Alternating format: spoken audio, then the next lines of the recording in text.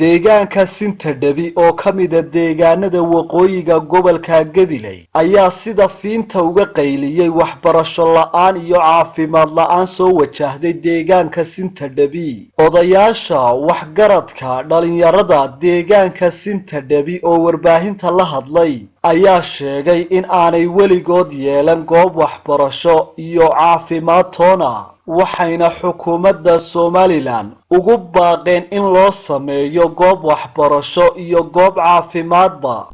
halkani waa Sintadhabi, beesha Sintadhabi weey. annagu waxaanu nahay beel aan weli waxbarasho helin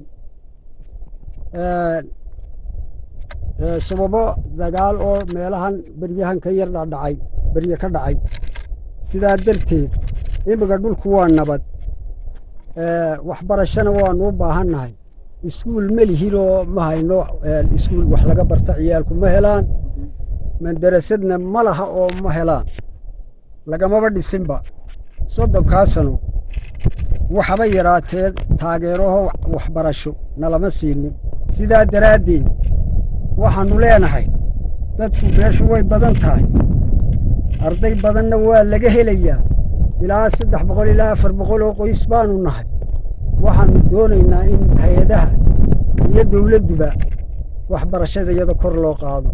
waa Cabdirasaaq Axmed Hayaan Ilka Case.